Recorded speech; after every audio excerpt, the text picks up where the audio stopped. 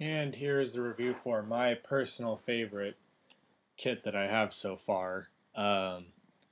Zoid, as far as the Zoids line goes, this is the Gilvader, uh, which is also the only Imperial Zoid that I have.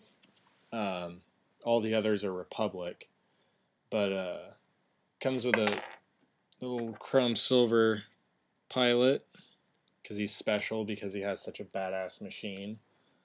He just goes up here in the head. Um, if anyone's wondering why it's my favorite, well, look at it. It's a freaking dragon. It's pretty awesome, and it has buzzsaws like on its wings and over its neck. And from the front, it's packing massive heat. I mean, it's got these buzzsaws here on the back and the wing. These are like gravity cannons. These are like beam cannons. These are needle guns, whatever those do. I haven't really watched the anime, so I'm not entirely sure. Um, I mean, even these little fins on the tail are weapons that it can slash with. I guess it would in mid-flight or something. Not to mention these razor sharp looking teeth and the pretty massive claws. I'm sure it could do something with those. Just really menacing. The black and purple. It's kind of, as far as the proportion of black and purple goes, it's sort of an inverse of the Gundam Epion, which might be, which probably explains a lot why I like this, because the Epion was one of my favorite mobile suits designs ever. So yeah, it walks and it has lights. The lights run on a separate switch. Kind of the saws on the wings, and then I'm actually going to turn that off and show it again from the front.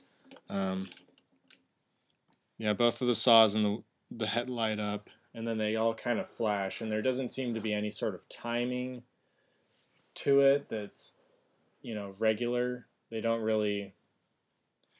don't all like sync in any sort of sequence. They just kind of do their own thing, it seems, which is kind of disappointing. I would have liked to see a regular flashing pattern. This one is also like the King Julius. It's part of the Grade Up series with the motorized with the attachments that move because you click them into ports that run off the motor. Apparently, from what I read, this kit is unique in that it has 3 ports instead of the regular 1. You've basically got one. You've basically got one on each side here by the saws, and then you've got one on the top, the back. So they're all kind of on the backpack that has all the lighting in it and stuff. This one's also my favorite because I actually found this to be the most complicated to build. I found this one more complicated than the King Julius, because you kind of have to have everything just so to get some of those parts to attach and whatnot. But that's no mark against it. I really had fun with this one. It's so big and imposing, being a massive dragon and all. But I also like that the motor runs very, very quietly.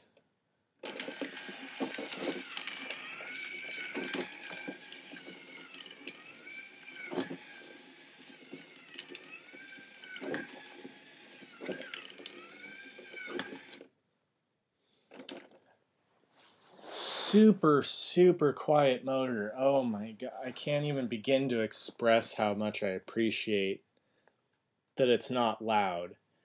And it's even more amazing when you consider, everything that was going on. You had all 4 of the saws were spinning, the mouth was moving, the tail was rising up and down, it's walking, the wings are flapping. It's just like almost everything on there moves.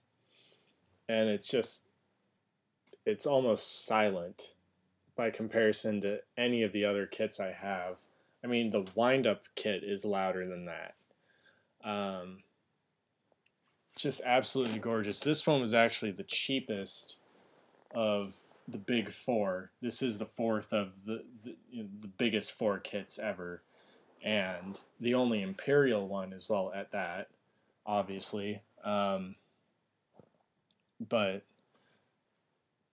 easily my favorite of all of them. And if you can find it for a price you can afford, I highly recommend getting it. If you get no other Zoid, get this one because it's just so cool. It's a freaking dragon in Epion colors. You know, what more could you really want? Yeah, definitely check it out. Zoids Gilvader.